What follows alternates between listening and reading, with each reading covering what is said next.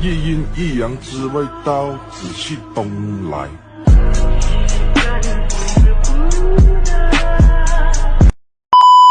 Ramai trader bila nampak equal low, terus takut market nak jatuh lebih dalam.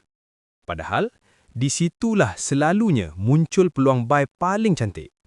Dalam video ni, aku akan entry buy lepas equal low dan change of character. Dan aku tunjukkan hasil profit sebenar, bukan sekadar andaian. Okey, position buy dah masuk. Let's fucking go. Masa gue nggak all in? All in. Ya, gue cacing-cacing naga-naga. Gue all in. Brother, what's that? Hai semua trader, welcome back ke channel Caddy Flow. Di channel ni, kita tak kejar sensasi, tak kejar entry laju dan memang tak layan FOMO. Kita fokus pada alur market, struktur dan eksekusi yang logik. Okey, jom terus ke chat. Sebelum fokus pada EQL, perkara pertama aku tengok adalah big picture. Dari segi struktur besar, market masih dalam keadaan naik. Higher high dan higher low masih terjaga. Maksudnya, secara logik, senario buy masih lebih munasabah. Okey, sekarang kita masuk bab equal low. Equal low terbentuk bila harga sentuh kawasan low yang sama lebih dari sekali. Di kawasan ni, ramai trader letak stop loss. Sebab tu, EQL bukan support biasa.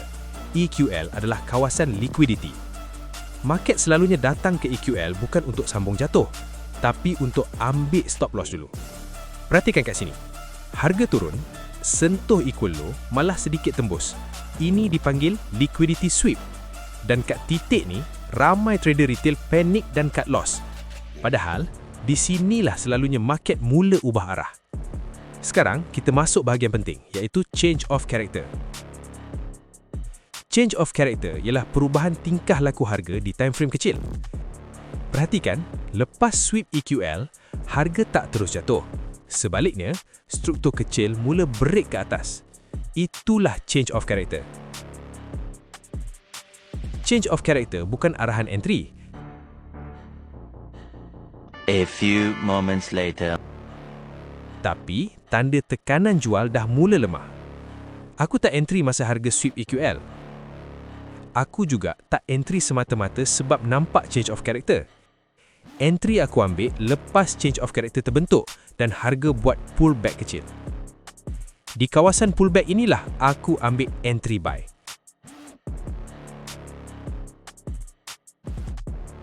Entry ni ada asas yang jelas.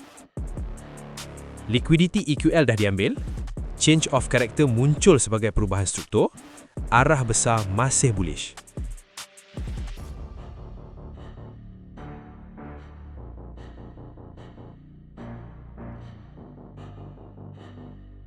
Sekarang position masih floating.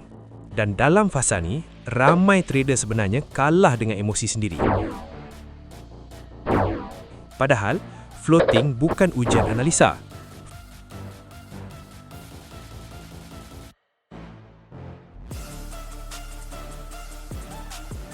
Floating adalah ujian kesabaran. Market tak bergerak untuk puaskan hati kita. Selagi struktur kecil belum rosak dan kawasan invalidasi belum kena, tak ada sebab untuk panik. Ramai trader sebenarnya entry dah betul, tapi keluar terlalu awal.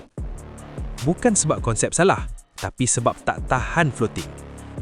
A few moments later. Oh my god! Wow!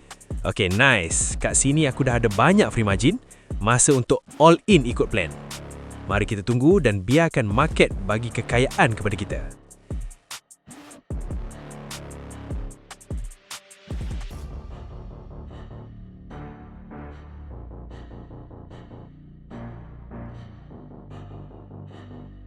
Okey, sekarang harga mula bergerak ikut senario.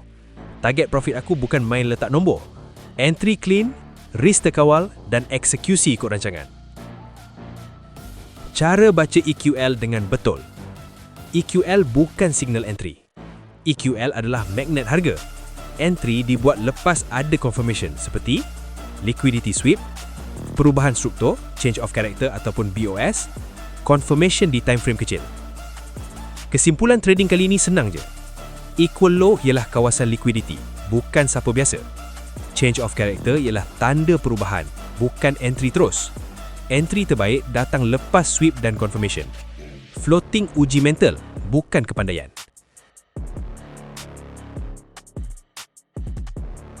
Kalau korang rasa konten macam ni bantu cara fikir korang tentang trading, jangan lupa like, komen dan subscribe. Tulis EQL di ruangan komen kalau korang nak sambungan strategi ni. Jumpa lagi di video seterusnya. Stay fokus, stay disiplin.